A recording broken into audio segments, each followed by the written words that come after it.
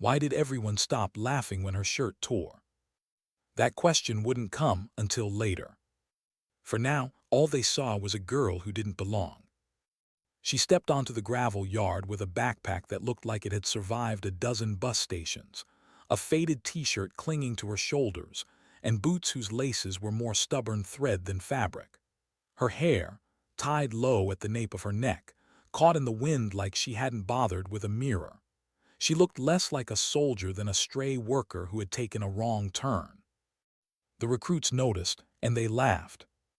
Army, they muttered, must be desperate these days. A tall cadet with a ponytail leaned to her friend and smirked. Maybe she's here to take inventory, supply crew, not combat. The friend chuckled, eyes darting to her worn boots. Or she's here for the quota, gender box checked. Their voices weren't whispers, they wanted her to hear. But she didn't react. She stood there, hands buried in her pockets, eyes scanning the chaos of cadets shouting and instructors packing. She wasn't restless.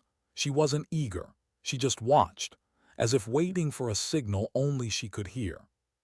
Captain Harrow, a mountain of a man with a barrel chest and a voice that could split glass, cut through the noise.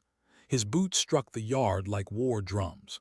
He studied the line of cadets, fresh faces, stiff shoulders, chests puffed with pride they hadn't earned yet.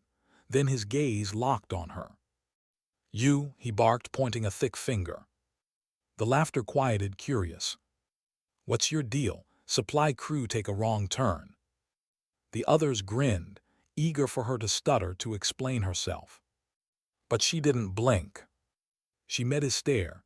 Her voice was calm, almost too calm. "I'm a cadet, sir." A beat of silence. Then Harrow snorted, waving her off like a fly. "Get in line, just don't slow us down." The laughter returned, louder this time, echoing off the yard walls. That first day was a gauntlet, push-ups until arms shook, sprints across cracked dirt that scorched under the afternoon sun, burpees until the ground itself seemed to sway. Sweat blurred vision, lungs burned, shoulders screamed. And still, they were told to go faster. She kept pace. Not in front, not at the back, steady in the middle, breathing measured, stride even. The only sign of struggle came from her shoelaces, old, frayed. They refused to stay tied. Lance, the golden boy of the group, noticed. Broad shoulders, easy grin, the kind who'd grown up on pep talks and trophies. He jogged beside her during the run, loud enough for everyone to hear. "Yo, thrift store," he called. "Your shoes giving up, or is that just you?" Laughter rippled behind them. She didn't look at him. She crouched mid-stride, retied her laces with quick, precise fingers, and rose to continue.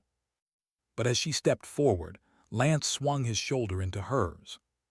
She stumbled, fell to her hands, mud swallowed her knees. The pack howled. "What's that, Mitchell?" Lance crowed. "You cleaning the floor for us?" She didn't answer. She pushed herself up, brushed dirt from her palms, and ran on. Not a word, not even a glance. The laughter followed her all morning. In the mess hall, the mockery took another form. Plates clattered, voices swelled, stories flew across tables. She carried her tray quietly to the far corner, away from the heat of conversation. Alone. Derek, lean and cocky with a buzz cut, spotted her. He strutted over with a swagger that made the nearby tables watch, dropped his tray beside hers with a slam. "Yo, lost girl," he said loud enough for heads to turn. "This ain't a soup kitchen. Sure you're not here to wash dishes?" The chorus of snickers rose. She didn't look up. She raised her fork halfway, steady, calm. "I'm eating," she said. Derek leaned closer, smirk curling. "Yeah, well, eat faster. You're taking up space real soldiers need." He flicked her tray. Mashed potatoes splattered across her shirt. The room roared. Her napkin moved slowly. She wiped the mess, set it aside. Her eyes stayed on the plate. She took another bite, unhurried, as if the laughter didn't exist. And somehow, that silence cut sharper than any comeback.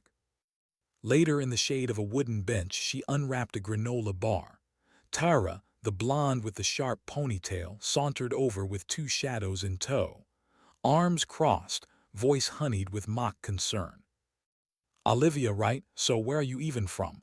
Win a contest to be here," her friends giggled. Olivia chewed slowly, then looked up.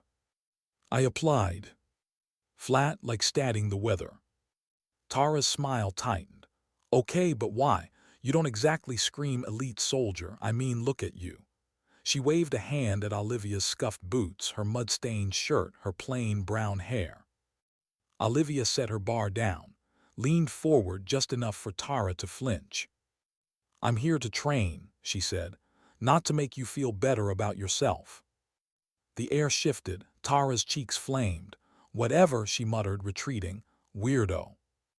But Olivia didn't watch her leave. She just finished the granola bar in silence. The navigation drill came next. Forested ridges, compass, map, and a time limit that punished hesitation. She moved alone, quiet steps, steady bearings. Kyle, wiry and desperate to outshine Lance, spotted her beneath a pine tree tracing her route. "Hey, Dora the Explorer," he jeered.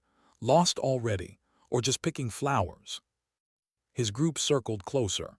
He snatched her map, ripped it in half, tossed it into the wind. Cheers followed. She paused, eyes on the scraps fluttering into the trees. Then she looked at him, blank as stone. "Hope you know your way back." And she walked on. The laughter faltered, not much, just enough. By evening the drills shifted to weapons. The cadets groaned at the task. Disassemble and reassemble the M4 carbine in under 2 minutes. Hands fumbled. Pins clattered. Curses filled the shed.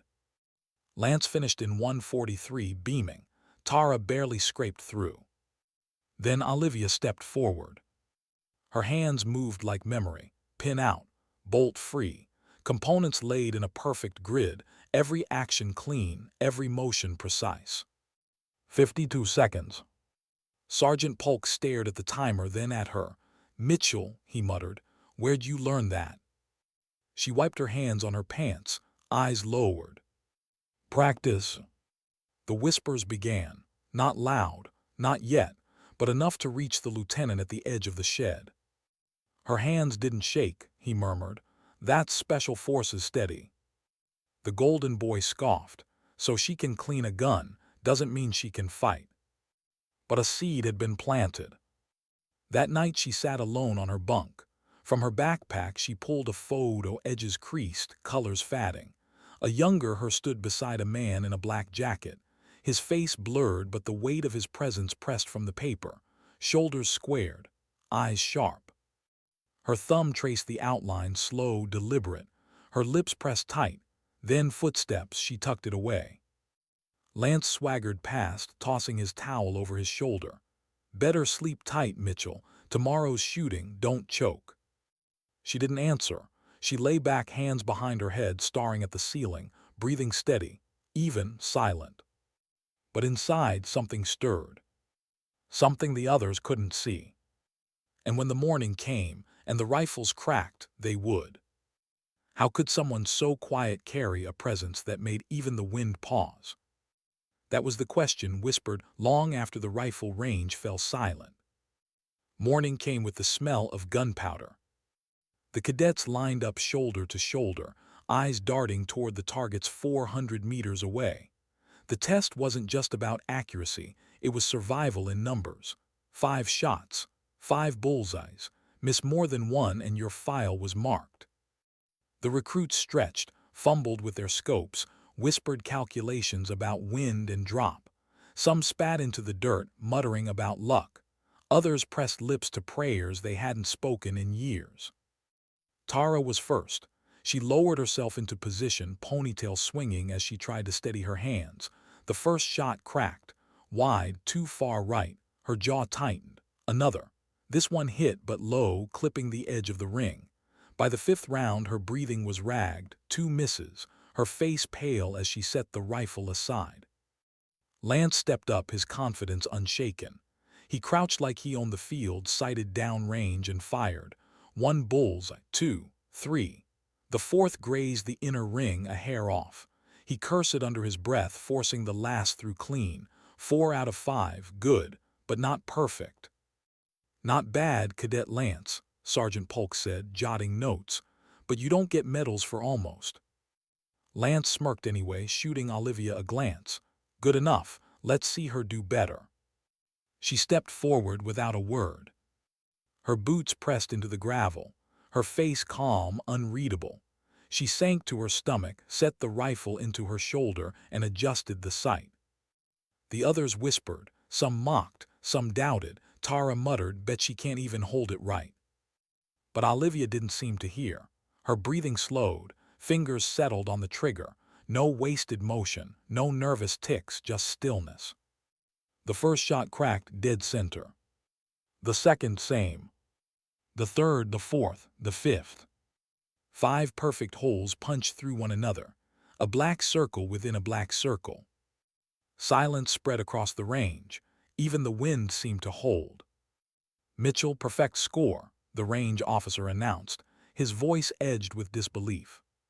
From the sidelines, an older colonel leaned forward. Gray hair caught the sun, medals across his chest gleaming. His eyes narrowed. Who trained her? He muttered to his aide. That's a spec ops trigger pull. The words slipped like smoke through the ranks. Lance overheard, jaw tightening. He scoffed, louder than needed. Fluke. Anyone can get lucky once. But luck doesn't compensate for sabotage. When the officers inspected the rifles, Olivia's was pulled aside. The sight misaligned. A flaw no one else had noticed. Any shot should have drifted. Every bullseye she hit had been corrected by instinct, by calculation too fast for most eyes to track. The officer shook his head, muttering, "That's not luck, that's skill." Whispers grew. Cadets glanced her way with unease, with suspicion. She ignored it all, picked up her pack, walked back to her place in line. In the mess hall that night, her tray sat empty. She'd been last in line and the food had run out. Still, she sat, sipping water. Jenna, a tall, smug cadet whose laughter carried, spotted her. She strutted over with a half-eaten apple, dropped it onto Olivia's tray with a thud. "Can't have you starving, right? You need strength to, what, carry our bags." The table behind her erupted. Olivia looked at the apple, looked at Jenna. "Thanks," she said softly. She picked it up, bit through it slow, finished it, even the core. Jenna's smirk faltered. She'd wanted outrage, a spark, anything. Instead, she'd been dismissed without a word. When Olivia stood, brushing past her, the slight graze of shoulder made Jenna step back. The room fell quiet, if only for a breath. That quiet lingered into the combat simulation. Hand to hand, no weapons, one cadet against another until one fell. Olivia was paired with Lance. The golden boy cracked his knuckles, grin spreading wide. He towered over her, eager to prove her score had been nothing but smoke. The whistle hadn't even blown before he lunged. His fist caught her collar, slammed her against the wall. The fabric tore under his grip, ripping from shoulder to back. The recruits cheered. Tara laughed. "She's inked too. What is this, a biker gang?" Lance leaned close, sneer curling at his lips. "This isn't daycare, Mitchell, it's war. Go home before someone gets hurt." Her eyes locked on his, unblinking, steady. "Let go," she said, low, almost a whisper. The grip loosened, but only slightly. And then the torn shirt slid lower. For a moment the yard froze. Black ink coiled across her shoulder blade, the head of a viper, fangs bared, wrapped around a shattered skull. The laughter died. The colonel stepped forward, boots crunching gravel. His face went pale. "Who gave you the right to wear that mark?" His voice trembled. But Olivia didn't answer, not yet. She pulled her shirt back into place, turned her gaze away, and walked to the edge of the yard. Silence followed her, heavier than any insult. Later that night, in the dim light of the barracks, she sat on her bunk. Fingers brushed the worn photograph again, the blurred man in the black jacket. His shadow seemed to weigh more than the paper itself. She closed her eyes. For a moment, she wasn't here. She was back there in the place where the mark had been burned into her skin. Not as a badge. As a promise. She tucked the photo away when footsteps echoed past. The next morning, the cadets gathered for a strategy briefing.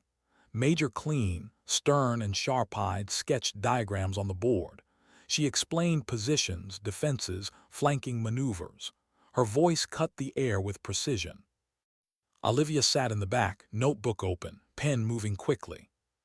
Mitchell, Clean barked suddenly. You got something to add, or are you just doodling back there? Snickers' eyes turned. Olivia lifted her gaze, calm, steady. Your left flank is exposed, she said. The room went still. Clean blinked, caught off guard. Explain. Olivia rose, walked to the board, drew a quick adjustment with steady lines. Shift your scouts here, cuts their angle. You'll lose half your unit otherwise. The silence that followed wasn't mockery, it was weight. Clean studied the board, nodded once. Noted. As Olivia returned to her seat, Tara whispered, teacher's pet. But Clean's voice snapped like thunder. Quiet, cadet, she just saved your hypothetical lives. The air shifted again, the weight of something unspoken pressing down on them all. Ghost Viper. The name itself wasn't said, but it lingered, a shadow across the camp. And though no one yet dared to speak it aloud, every eye began to follow Olivia Mitchell just a little longer. Why did a single tattoo make a colonel go pale? That question hung over the yard long after the dust settled. The air had stilled, like the entire camp was holding its breath. Lance still had Olivia pinned when the fabric of her shirt gave way, revealing the ink across her back.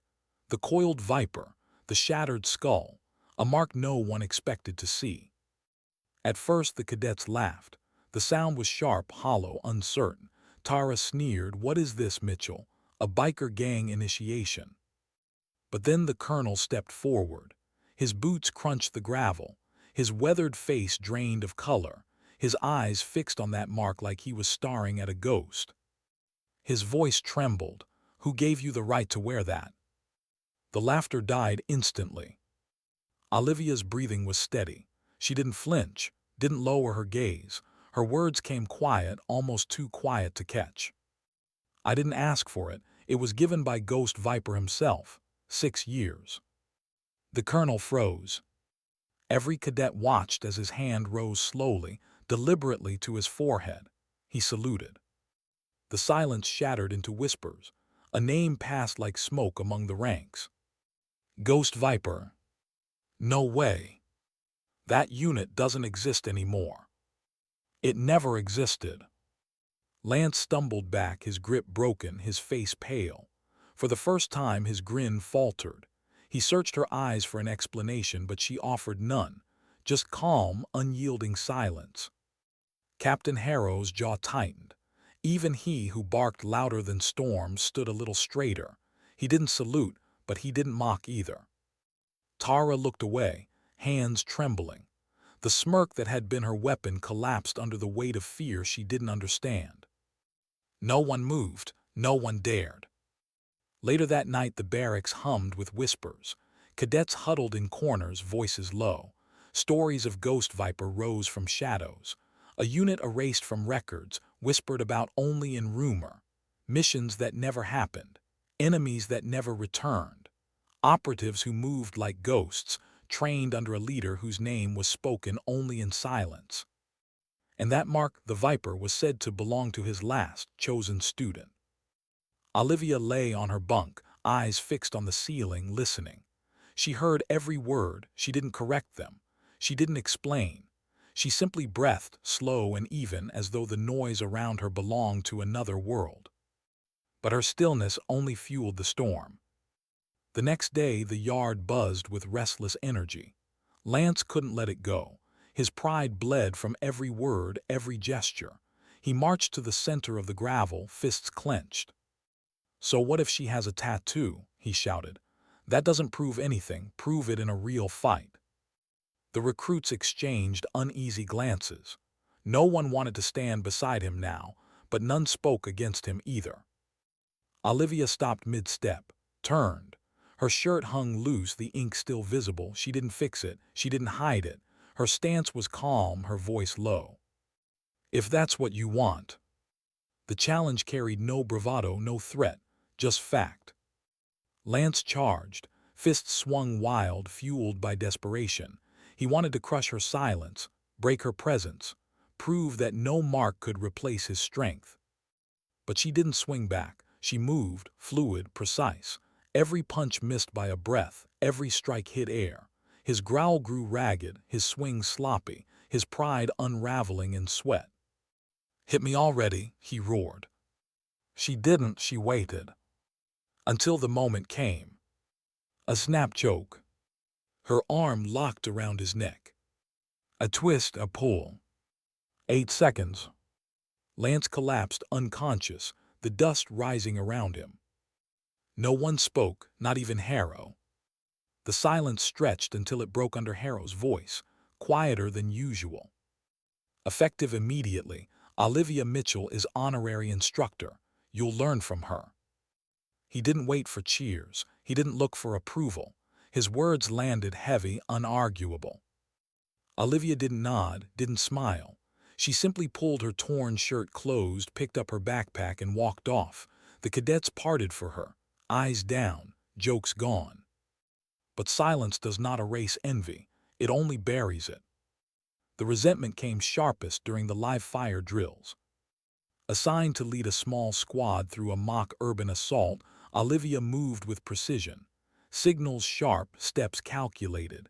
But Tara ignored her, pushing ahead with reckless defiance. She triggered a trip wire. The siren blared. The exercise failed. Harrow stormed in, fury flashing. "Mitchell, your team's a disaster." Tara smirked, muttering to Derek, "Told you she's useless." Olivia stood still, hands calm. "She broke formation," she said. "I signaled her to wait." Tara shrugged, didn't see it. The others laughed, eager to pin failure on her. Olivia only nodded, "Understood, sir." But the truth doesn't stay buried. An overhead drone replay rolled back the moment. Tara's disregard was clear, captured in perfect clarity. Harrow's jaw clenched. He turned on Tara, voice cold. "Squad loses points because of you." The smirk drained from her face. The laughter died. The weight shifted again. Days blurred, drills grew harsher, and Olivia became the quiet axis around which the camp turned. She never barked orders, never demanded, she simply showed. Movements clean, methods honed, knowledge carried without boasting. Some cadets scribbled notes, others just watched. And though resentment simmered, respect began to surface in glances, in silence, in the absence of laughter. But not everyone bent. Pride breaks louder than respect grows. At night, in the quiet hum of the barracks, Olivia pulled the worn photo from her pack again. The man in the black jacket, his blurred face, his presence carved into her memory. She traced the crease with her thumb, remembering his words.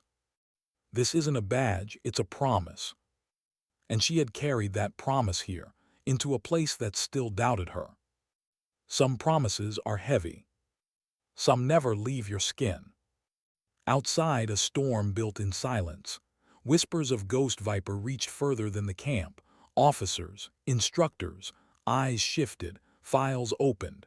Questions were asked that weren't meant to be asked.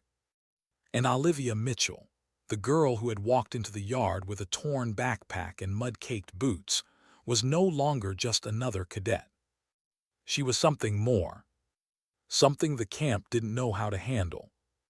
Something they couldn't ignore.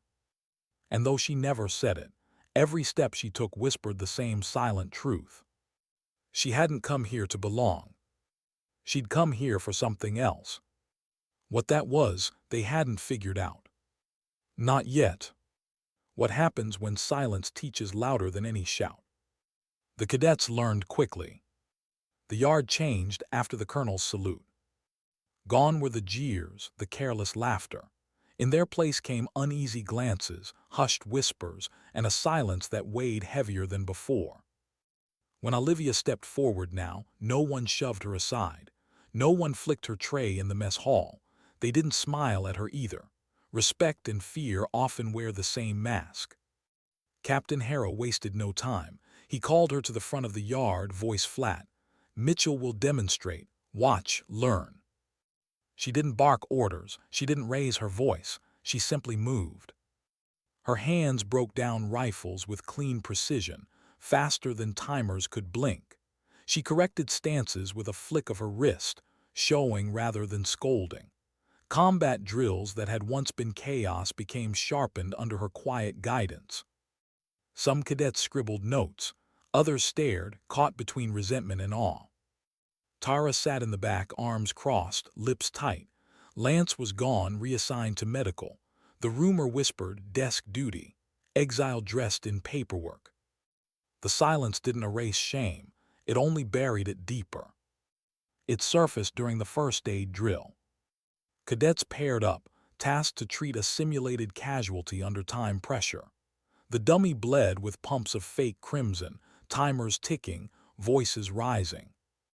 Olivia was paired with Derek, the same Derek who had once smeared mashed potatoes across her shirt in the mess hall. His smirk returned the moment Carter, the medic instructor, barked the order. "I got this," Derek announced, shoving her aside, voice loud enough for the others to hear. "Don't want her killing the patient with those cold hands." The others chuckled, eager for the old balance of mockery to return. Derek fumbled, wrapped the bandages too loose. Blood seeped through the cloth.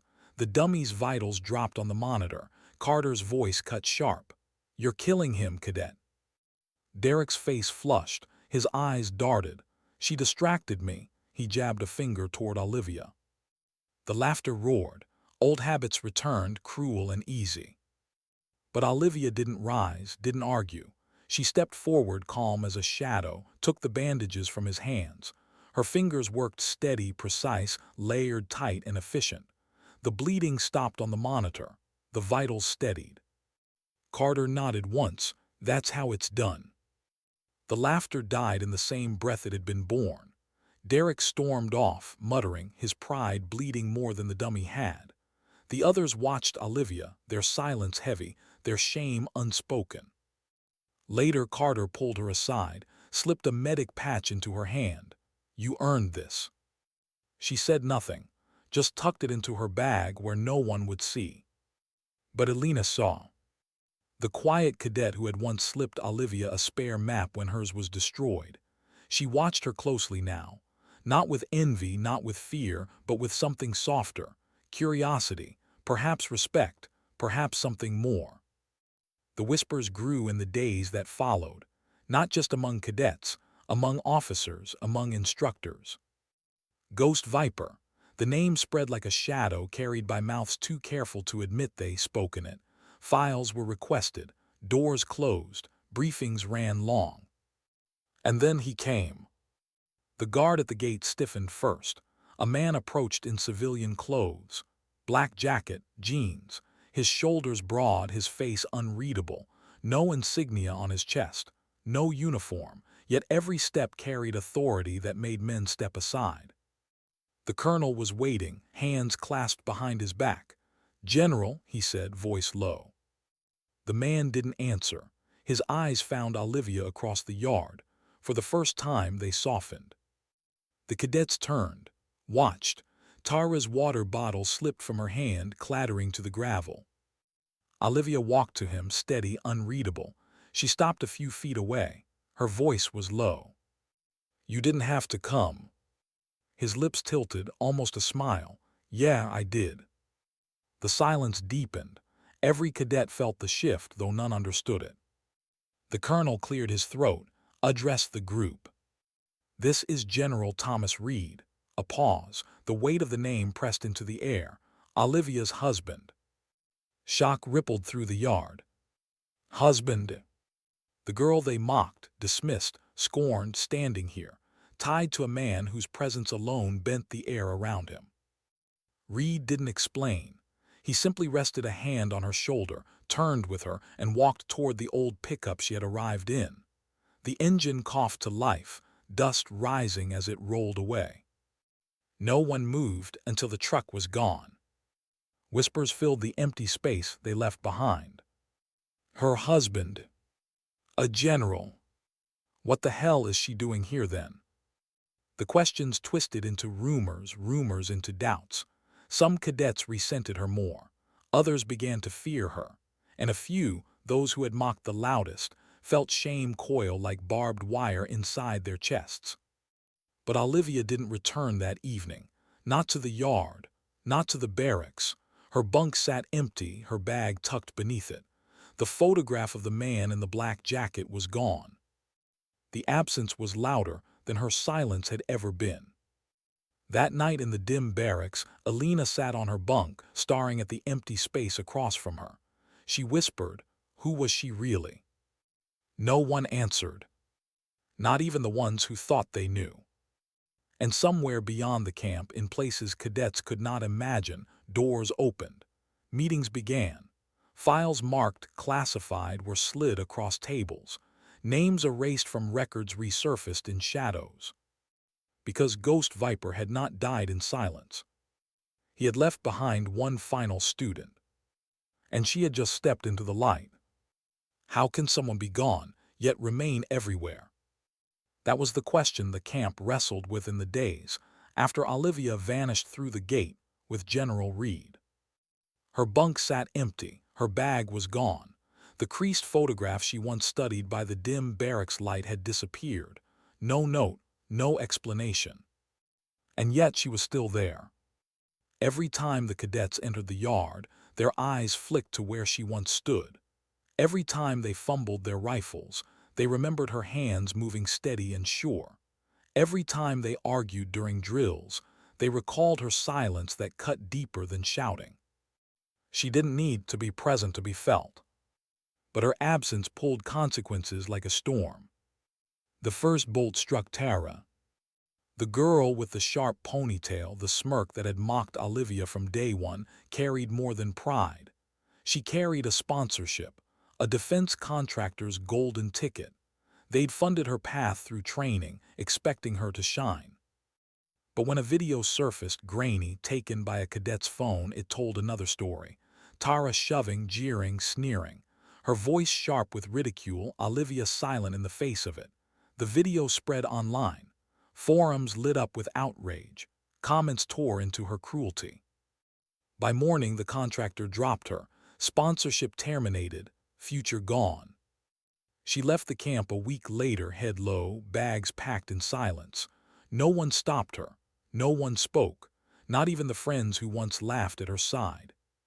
The next strike fell on Lance. His reassignment to medical had been the first humiliation, but records rarely stay buried. An internal review dragged his name through reports. Conduct unbecoming. Unnecessary aggression. Words that shred reputations. His discharge came quiet, a letter folded in an envelope. He didn't fight it, didn't even pack with anger, just left, his broad shoulders sagging, his grin long gone. The golden boy had been undone, not by fists but by silence. Even Captain Harrow felt the storm. The colonel who had once saluted Olivia called him into a closed-door meeting. No one heard what was said, but when Harrow returned to the yard, his voice had changed. Still firm, still loud, but tempered. Less thunder, more weight. His eyes scanned the cadets differently, as though searching for something he had missed. Silence again had reshaped even him. The cadets left behind carried no discharge letters, no sponsorship losses. Their punishment was subtler, heavier. Shame. The kind that made water bottles slip from hands, that made laughter sound wrong in their own ears. The kind that followed them into sleep. Because once you've mocked someone who later earned a colonel's salute, who later walked away with a general at her side, you don't forget it. You live with it. And Olivia. She was gone. But gone where? The answers didn't come from camp. They came from the whispers that followed her name into halls where her file should have been blank. Ghost Viper. The name returned like smoke through old cracks. Years earlier, Olivia had been different, not softer but less defined. A young woman who could have chosen wealth, privilege, a life behind gates. Instead, she had been chosen, not for money, not for name, for silence, for listening, for the way she moved when the world wasn't watching. The compound where she trained didn't exist on maps. No coordinates, no records, just a place hidden from eyes that didn't deserve to see it. Ghost Viper taught her not with words but with scars. Long nights in rain, rifles in mud, hands raw from ropes and steel. He taught her that silence could be sharper than sound, that stillness could hold more weight than violence. He burned the mark into her skin himself, the viper, the skull, ink pressed deep, not as decoration, not as pride. "This isn't a badge," he told her, "it's a promise." She had nodded, jaw tight, and carried that promise into every breath since. 6 years under his shadow. 6 years that turned her hands into weapons, her eyes into instruments, her silence into armor. And then he vanished, like his unit, like his name, leaving only the mark and her. She never spoke of it, she never flaunted it. But when Lance tore her shirt in the yard, when the ink showed, the truth slipped into daylight. A truth the camp didn't know how to hold. Back in the barracks after her departure, a younger cadet named Sam rummaged under bunks. He found it.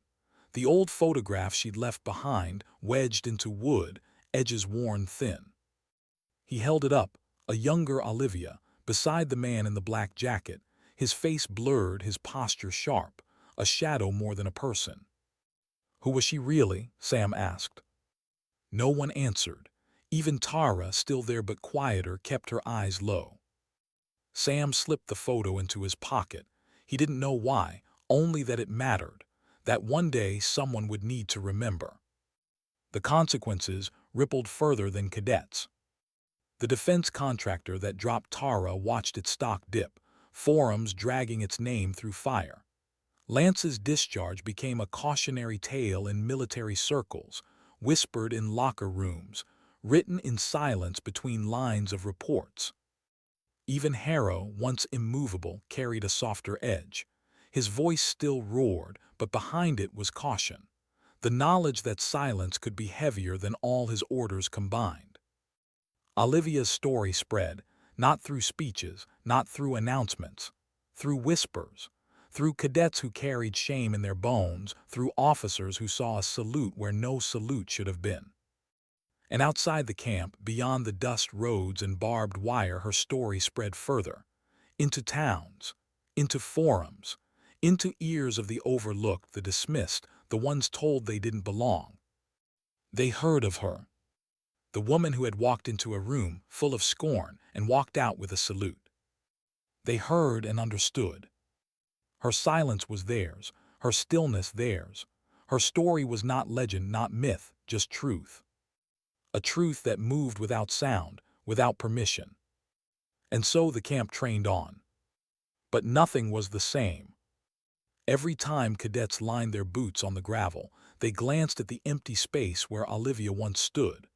Every time rifles cracked in the range, they remembered her perfect aim with a broken sight. Every time whispers rose, they died faster now, smothered by the weight of her absence. She wasn't there. But she was everywhere. And somewhere out beyond the maps, beyond the camp, in places where Ghost Viper once walked, Olivia Mitchell walked again. Carrying the mark. Carrying the promise. Carrying a silence the world was just beginning to hear. How can someone absent feel closer than those who stand right beside you? That was the question haunting the cadets as days bled into weeks without Olivia Mitchell. Her bunk remained empty. Her name stayed on the roster, printed in ink that no one dared erase. Yet every morning when roll was called, silence followed it, a silence heavier than any voice could have been. Sam kept the photograph she'd left behind, folded carefully in his pocket. Sometimes when the barracks dimmed and the others lay in their bunks pretending to sleep, he'd pull it out. The blurred man in the black jacket stared back at him, shoulders squared, eyes sharp even in the blur. Beside him, a younger Olivia, her edges softer, her stare less defined, but the same presence already there.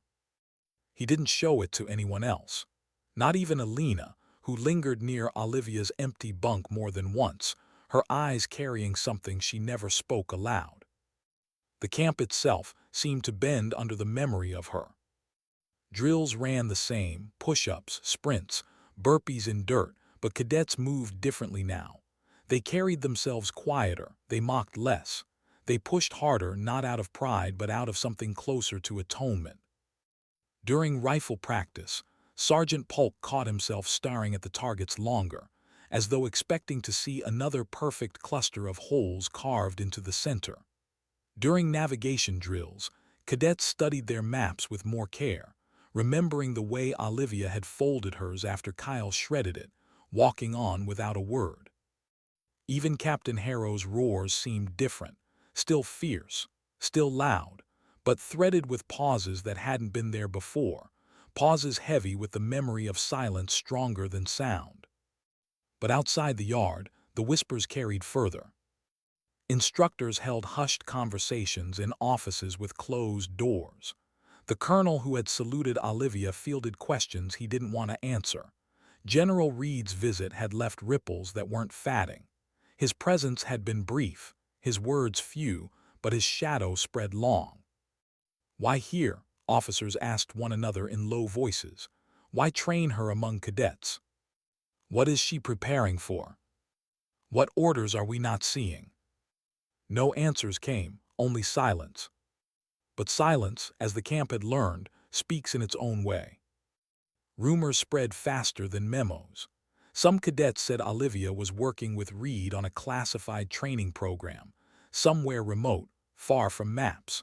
Others whispered she had disappeared like Ghost Viper himself, swallowed by shadows, her name written only in files no one could touch. The truth was neither confirmed nor denied. What was known was this: Olivia Mitchell hadn't been ordinary, not from the start, not from the day she walked into the yard with her worn backpack and boots held by fraying laces. She had carried something else, something heavier. And it had changed everything. Sam couldn't let it go. He turned the photograph in his hands one night, whispering the question that gnawed at him. Who was she really? No one answered, but deep down, the cadets knew the truth they hadn't wanted to admit. She was the mirror they had avoided, the reminder of every time they had laughed too loudly, mocked too cruelly, shoved too hard. The proof that strength doesn't need volume, that dignity doesn't need permission. Her silence haunted them because it revealed their own noise. Meanwhile, somewhere beyond their reach, Olivia moved. The dust of the pickup had long faded, but whispers said she hadn't disappeared into quiet retirement. She hadn't gone back to privilege or comfort. She had gone forward. Some said she was seen in a desert training ground, moving with Reed beside her. Two figures drilling teams whose files were stamped black with classification marks. Others swore she was spotted in a mountain range, guiding recruits through cold that stripped lungs raw, a shadow in forests, a whisper on coasts. None of it confirmed, all of it possible. What was undeniable was this: wherever she was, she carried the mark, the viper, the skull, not as a badge, as a promise. The camp didn't see her anymore, but they didn't need to. Her story carried itself. During one briefing, Major Clean stood before the cadets, diagrams of flanking maneuvers across the board. She paused mid-sentence, her eyes narrowing. Then she said, almost to herself, Mitchell would have seen it faster. The room shifted. No one mocked the name, not anymore. Even Tara, before she left in disgrace, felt it. She had stopped sneering weeks before her departure, stopped trying to cut Olivia with her words. Instead, she carried silence of her own, not strength, shame. The camp had changed, permanently. But Olivia's reach went further still. In cities far from the yard, in towns where no one had ever seen a soldier in uniform, her story spread. A story told in fragments, in whispers, in second-hand memory. A woman mocked, dismissed, ridiculed, who walked out with a salute. A woman who carried silence heavier than noise. People who had been overlooked their whole lives, who had been told they weren't enough, heard it and understood. They didn't know her name, but they knew her truth. Her story became theirs. And in ways the camp could not see, the world began to shift. Not with explosions, not with headlines, but with something slower, heavier, harder to erase. The presence of one woman who proved that dignity doesn't shout, it stands. And while cadets wrestled with their shame, while officers whispered about Ghost Viper in rooms too quiet, Olivia Mitchell carried forward. Into missions no one would write down. Into shadows no one could track. Into places where silence was deadlier than fire. Her story wasn't ending. It was multiplying. Why do some stories refuse to fade, even when the person who lived them has vanished? That was the question whispered in quiet corners, long after Olivia Mitchell's boots had last touched the gravel yard. The camp moved on in routine, drills, briefings, runs, but her shadow lingered. It lived in every hesitation before a cruel joke, in every glance at the empty bunk, in every silence that followed her name. Sam still carried the photograph, folded, worn, edges frayed. Sometimes when instructors weren't looking, he would take it out. A younger Olivia, the blurred man beside her, Ghost Viper himself, or at least that's what the whispers claimed. Sam didn't know for sure, but he knew it mattered. Elena noticed. She always noticed. She'd been the first to slip Olivia a spare map when hers was destroyed, the first to see her not as a joke, but as something steady. She didn't ask about the photo. She just sat a little closer when Sam pulled it out, as though her silence was a way of honoring it. The others pretended not to watch, but they did, because Olivia's absence was louder than her presence had ever been. Outside the camp, the story grew. Cadets who had once mocked her now spoke of her differently. They didn't brag. They didn't embellish. They spoke in tones that carried weight like confession. "I was there," one would say. "I laughed at her. I thought she was nothing. And then I saw a colonel salute her." "I mocked her too," another admitted. "But she didn't break. She never broke, not once." Their shame became the soil where her story grew. The whispers left the yard, drifted into towns, onto forums, into conversations between people who had never seen the camp, never held a rifle, never worn boots caked in mud. It wasn't just soldiers who listened. It was anyone who had ever been dismissed, mocked, pushed aside, anyone who had been told they weren't enough. They heard about the woman who walked through scorn without bending, who carried silence like a weapon sharper than steel, and they saw themselves in her. Her story became more than a tale of training yards and bruises. It became a quiet anthem. Meanwhile, in places far from the camp, Olivia moved. Not confirmed, never confirmed, only glimpsed. A shadow on a rooftop in a desert city, guiding a team through silent hand signals. A figure moving through a mountain pass, breath steady in air too thin for most lungs. A woman kneeling beside a child in a war-torn village, wrapping a bandage tighter than fear. No reports bore her name, no photographs showed her face, but whispers spread. The mark was on her shoulder. She moved like the story said she would. Couldn't have been anyone else. Ghost Viper had been erased from records. But Olivia Mitchell was writing herself into places even erasure couldn't reach. Back at camp, Captain Harrow drilled the cadets with his usual thunder, but sometimes, just sometimes, his voice softened mid-order. He would pause, eyes scanning, as if expecting to see her steady gaze from the corner. The memory unsettled him, and though he never said her name, the cadets felt the change. Major Clean, too, seemed altered. She still cut the air with diagrams and commands, but when cadets fumbled, she no longer barked alone. Instead, she would say quietly, Mitchell would have caught that. It was enough to silence a room faster than a shout. The camp lived under her absence. And absence became its own kind of presence. Sam grew restless with it. He traced the edges of the photograph night after night, feeling the weight of a truth he didn't understand. He wanted to know more, needed to, but the only person who could answer wasn't there. Alina saw his frustration. One night she whispered, "Maybe it's not about knowing, maybe it's about carrying it." Sam frowned. "Carrying what?" "The promise," she said softly. The words echoed. He didn't reply, but deep down he knew she was right. Because Olivia hadn't just trained. She hadn't just fought. She had carried something invisible, something heavier than rifles or ropes, and she had left it behind, not in words, not in instructions, but in silence. The kind of silence that demands others rise to meet it. Her story wasn't written in manuals, it was written in memory. And memory spread. In cities, strangers repeated her story. In quiet kitchens, parents told their children about her when school bullies seemed too much. In boardrooms, her name surfaced in metaphors for resilience. "Be like Mitchell," someone would say. "Stand like she did." She had become larger than herself. But Olivia Mitchell didn't live for legends. She lived for the promise inked into her skin.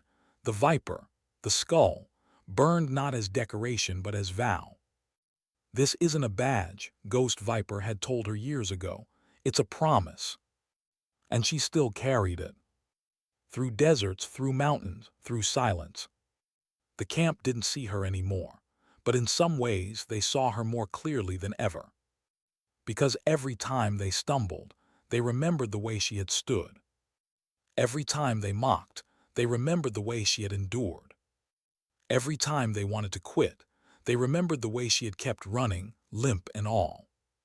Her presence had been quiet. Her absence was thunder. And though no one could confirm where she was, one truth became clear. She hadn't vanished. She was moving toward something. Something larger. What remains when the person is gone, but the silence stays? That was the question that lingered long after Olivia Mitchell disappeared beyond the camp gates. Her story didn't end in a neat conclusion. It didn't close with medals or ceremonies. It didn't echo in parades or headlines. It lived differently. In the weight of silence before a cruel laugh. In the memory of steady hands on a rifle. In the shame that crept like shadow across faces that once mocked her. The cadets carried that shame, each in their own way. Tara, stripped of her sponsorship, became a name whispered as a cautionary tale. Not because of her failure, but because of the video, the one that showed her cruelty against Olivia's silence. She had mocked. The world had seen, and the world had not forgiven. She left the camp quietly, her ponytail no longer sharp, her shoulders slumped beneath a weight heavier than any pack she'd carried. She wasn't court-martialed. She wasn't punished by law, but shame does not need a courtroom. It punishes on its own. Lance carried a similar weight. His discharge came with the simple stamp of conduct unbecoming. No dramatic announcement, no chance to explain, just silence on paper, silence in halls where his name once carried pride. He returned to a world where his strength meant nothing, where his grin was hollow. He had lost, not to fists, not to scars, but to silence. Even Derek, even Kyle, even Marcus, the ones who had laughed the loudest, felt it. They weren't discharged. They weren't stripped of contracts. But every time they laced their boots, every time they stepped onto the yard, they remembered. The shame stuck, a constant shadow. Sam and Alina carried something else. Sam still held the photograph, tucked into his journal now. A younger Olivia. The blurred man beside her, Ghost Viper. The image wasn't proof, wasn't explanation. It was reminder. A reminder that silence can shape someone more than speeches ever could. Alina carried memory differently. She remembered the way Olivia's voice cut Tara's mocking with just one line. "I'm here to train, not to make you feel better about yourself." She remembered the way Olivia had taken the apple Jenna had dropped in mock pity and eaten it whole, turning humiliation into calm defiance. She remembered the chokehold that dropped Lance in 8 seconds. She remembered and chose to move differently, to mock less, to listen more. The camp itself shifted, not all at once, but piece by piece. Captain Harrow, once thunder and stone, became quieter. He still roared, but when he paused, cadets listened differently, because in his silence they could almost hear hers. Major Clean, once sharp with diagrams and discipline, began to add a new line to her briefings. "Think before you speak. Mitchell taught us that." She never said it with a smile, but the cadets felt the weight behind it. The colonel who had saluted Olivia carried the heaviest burden. He had seen the mark. He had known what it meant. And though he never explained to the cadets, though he never spoke her name again, his respect lingered. His silence was its own confession. Olivia herself never returned. But whispers carried her shadow beyond camp. Reports in far-off regions mentioned a woman moving among shadows, guiding soldiers without insignia, training teams that carried no flags, kneeling beside wounded villagers with steady hands. Some swore they saw the ink on her shoulder as she disappeared into night. Others doubted, dismissed it as rumor, as stories stretched too far, but the whispers grew, because stories rooted in truth grow harder to kill. And Olivia's truth had been seen, not in legend, not in rumor, but in the salute of a colonel who went pale at her mark. She didn't need to prove it again. At camp years later, cadets who had never seen her still spoke her name. "You should have seen Mitchell," one would say. "She didn't talk much, she didn't need to." "She hit 5 bullseyes with a broken sight," another whispered. "She took every insult without a word," and then one day a colonel saluted her. Her story became tradition. Not written in manuals, not taught in classrooms. Passed instead in whispers, in memory, in the silence that followed her name. Sam grew older, graduated, carried the photograph still. He never showed it in public, never used it for proof. He carried it like Olivia carried her mark, not as badge but as promise. Alina rose too, her steps sharper, her silence stronger. Instructors noted her presence, her steadiness. They didn't know who she mirrored, but she did. Olivia Mitchell became more than a cadet, more than a woman mocked and dismissed. She became a story carried not by medals but by memory, not by volume but by silence. Because silence lasts longer. Silence holds deeper. Silence reveals more than noise ever can. And for those who once laughed, their punishment was simple: to live with the memory of the woman who endured their cruelty and walked away untouched, carrying something they could never take. For those who understood her, their gift was different, a reminder that strength does not need to shout, that dignity does not explain itself, that silence, when carried with truth, outlives all noise. And somewhere beyond the reach of cadets and officers, beyond the maps and drills, Olivia Mitchell carried forward, into deserts, into mountains, into villages scarred by war, into silence. Her story didn't need an ending, because her promise wasn't finished. And for everyone who had ever been pushed aside, overlooked, told they weren't enough, her story remained. Not as myth, not as legend, but as quiet truth. A truth that whispered, "Sometimes dignity doesn't speak. It simply acts."